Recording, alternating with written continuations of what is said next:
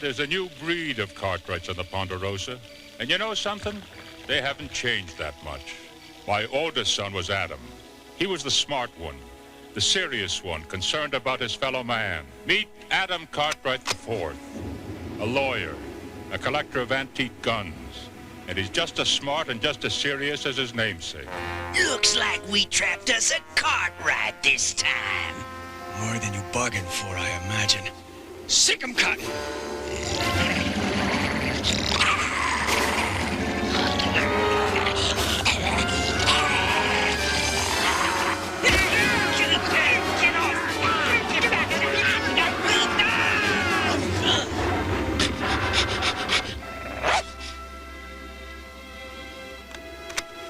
You forgot one thing. A trap can work two ways. I don't know if this is your first visit to the Ponderosa, but I do know it's your last.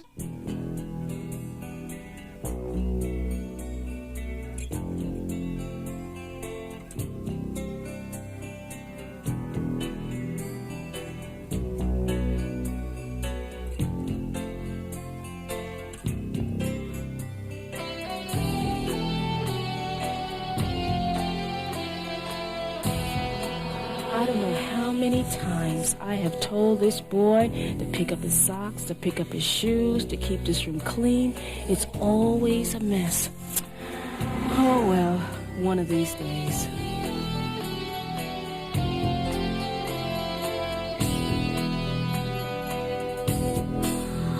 Mom, I'm going out to play soccer and I can't find my visor. Mark, I don't know where it is. Why don't you just go look in your room? Here goes again. I have to be the detective.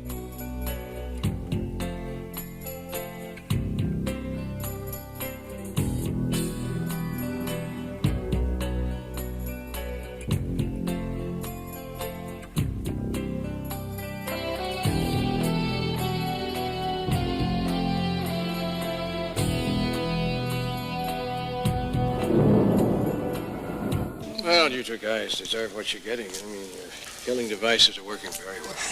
Man doesn't even know a device has been implanted. He just has a desire to kill a specific target. No guilt, no sadness, just a desire to kill. Now, I like that. I like that word, kill. Don't you, Jack? Hey, Jack, what are you doing? Smitty, what the hell's going on here? Show him what we have for him, Jack. Oh, come on, Jack. No. Hey, no, we're partying. No.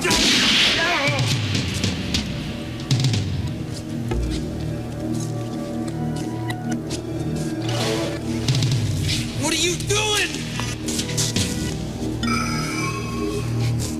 Look, you're not gonna throw away your life for this? You would, and I know it.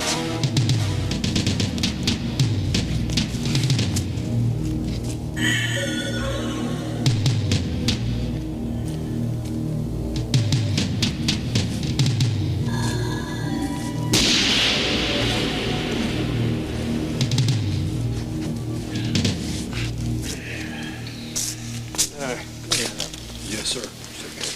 On a day's work, huh, Smitty? Hey, very good, Jack. You see, it comes naturally. No, I'm just lucky.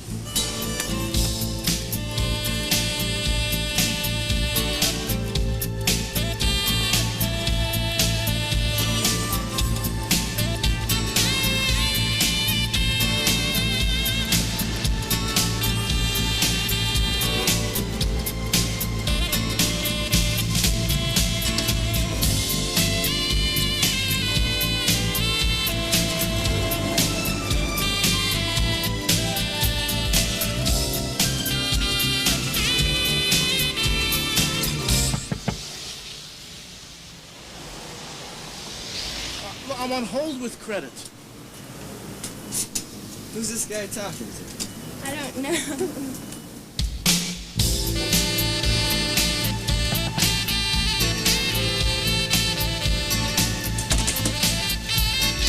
Hi, how are you? I'm Jack Sanders with Hilty. I don't think I've met you yet. Bill Pendleton, Pendleton Construction.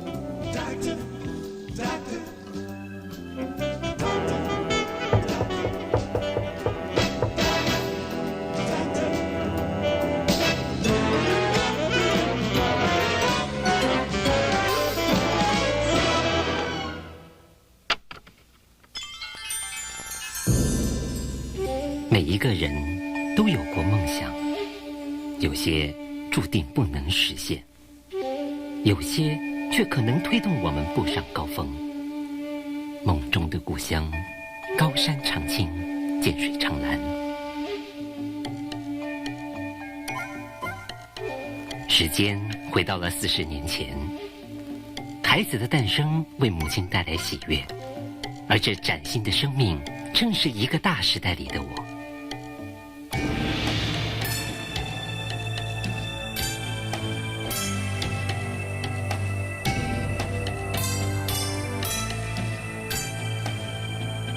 40年来的台湾，在我们成长的同时，父母兄姐用血汗灌溉这片土地，一根草，一点露，无数的家庭从3餐吃的番薯签，到拥有安定的环境，实现了一个又一个的梦想。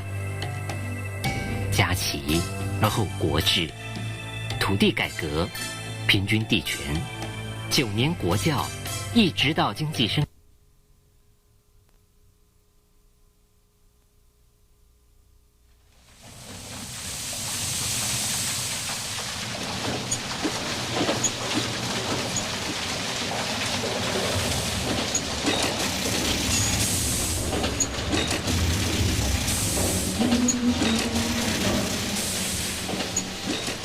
Big Billy was a madam down on the red light district. A madam. You know what a madam is? She was a pretty heavy-set woman, as I remember, and smoked a big cigar. Goddamn, she had a wrist on her that big around. You know, you got all different breeds like you have today. You got the guy that's got a family. Well, he's pretty much, you know, stay at home, work, and then you got the rowdy bunch, you know, that used to drink quite a bit. And of course, in the early days, they supported the, houses of joy or whatever you want to call them. Down on Pacific Avenue, there were probably 26 brothels and houses of ill repute. My great-grandfather came here from the Dolomite Mountains of what was once Tyrol, Austria, and presumably because it looks much like Tyrol. Skiing, as you know, goes back to the first miners came here in 1876. And skiing was, in part, a mode of transportation. And secondly, you talk to the old-timers, it was a means of recreation also. But another popular way to get down, especially in the wintertime, was to sit on the big paddle of your mining shovel with the handle up between your legs and shimmy on down the slopes. Made our brakes out of broom handles. Broom handle, you know? Well, years and years ago we skied, and we didn't have all the nice equipment they have nowadays. We skied over it. Walked. I mean, you literally walked up the mountain. This 1927 Nash and made it into a portable rope tow by taking the tire off and jacking it up, and it worked. Probably the first time they wanted to try to put a major ski area, or at least a lift in a trail up what we call the front hillside, was probably in about 1938. And, you know, that never did wash, and we had a real aggressive plan in the late 50s. Even sold stock, you know, at $5 a share, and that didn't wash. The mountain had the potential. It had the vertical, it had the size to be a great ski mountain. We were just a bunch of the good old boys and running really kind of a half-assed operation. And a group of us took a trip to Europe in the late 70s. It was either 79 or 80.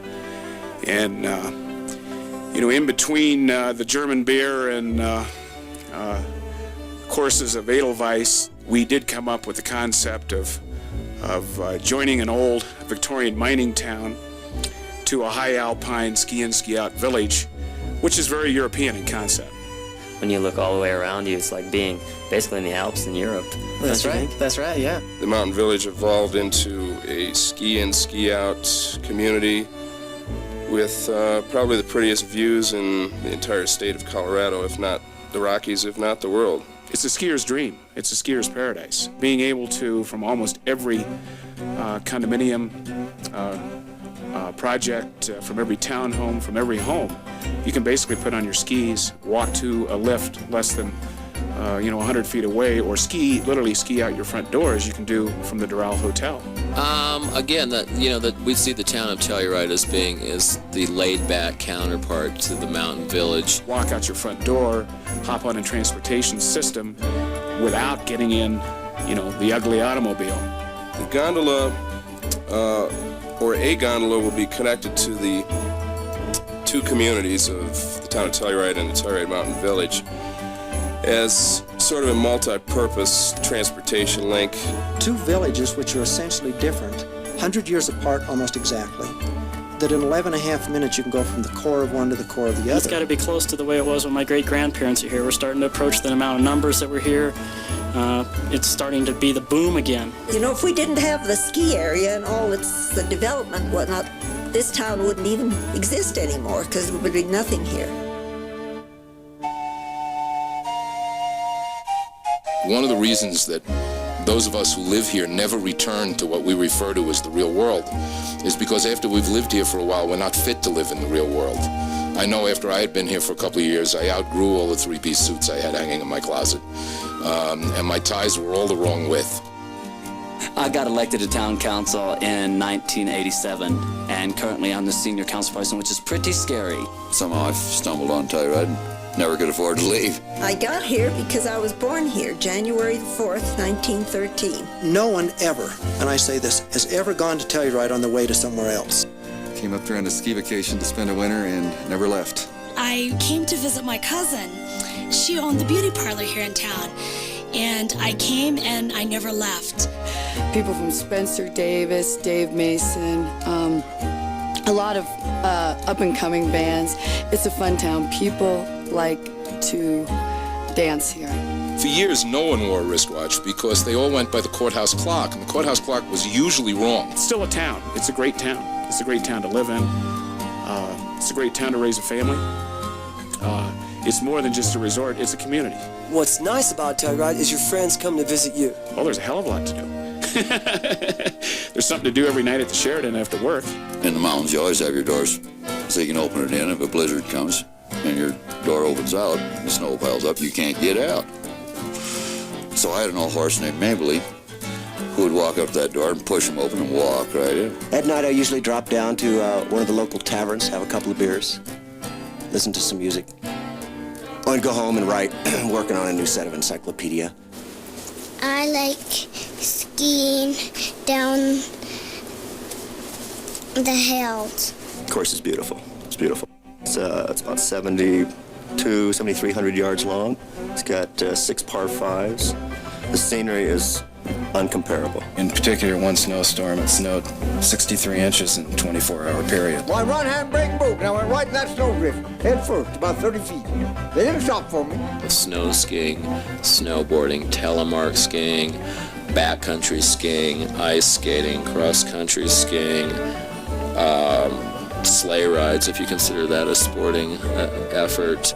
I ride my bike all winter. Most people aren't that stupid. Fly fishing, mountain biking, phenomenal timberline hiking, backpacking, kayaking in the spring. It's flying, and if you're an aviator, then you know what it is to circle up like a bird and cruise around. But you know what? I think I'm just gonna have some more of this hooch down here, We were thirsty. There was a wine festival going on, and there was people walking down the street talking about the delicate bouquet and lingering aftertaste, and we thought, who in the hell wants to hear that?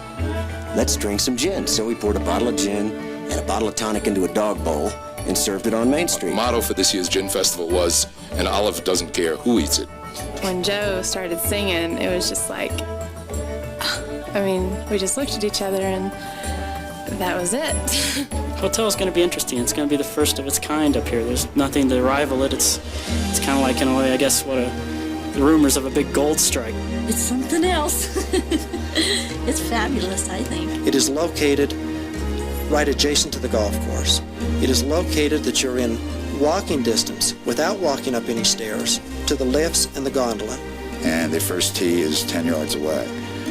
We like to say we've got ski in, ski out, golf in, golf out, swim in, swim out. The architect in the design of the building has made a special effort to bring the outside close in and into the building. I think of the hotel as a very magical place. Your vacation starts when you pick up the phone and call us for a reservation. That's 6-8 months out, often.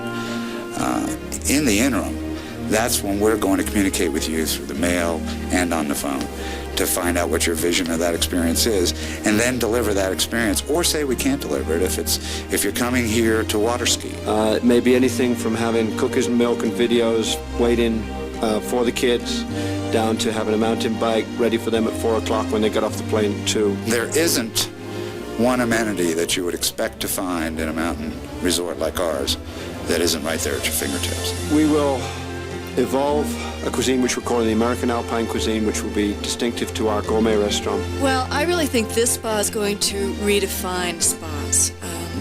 It's a place where the family can come, where children are welcome.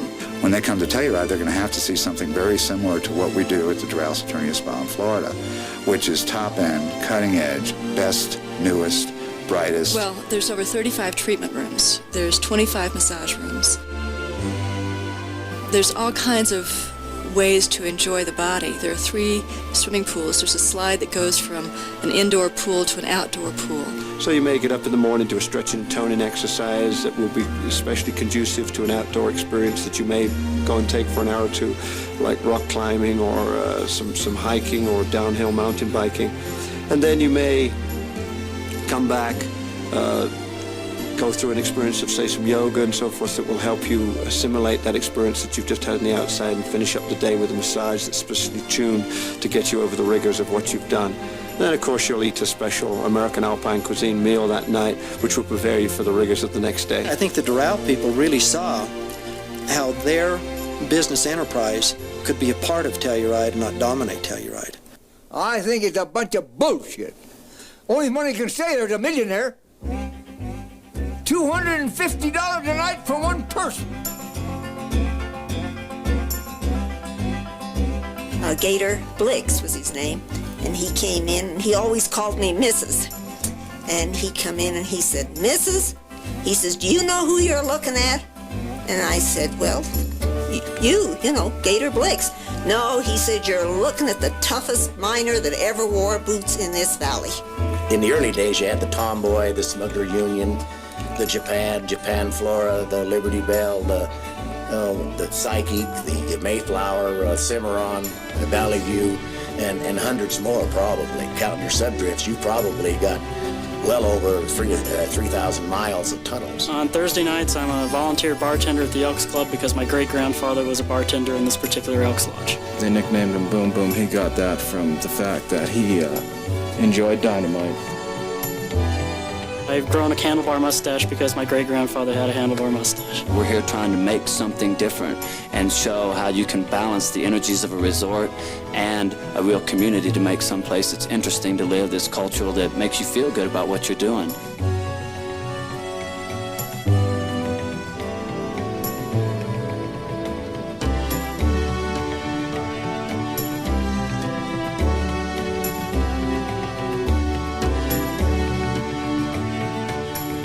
The big difference is people are moving here now with new cars. They're moving here with real jobs. They're moving here with resumes.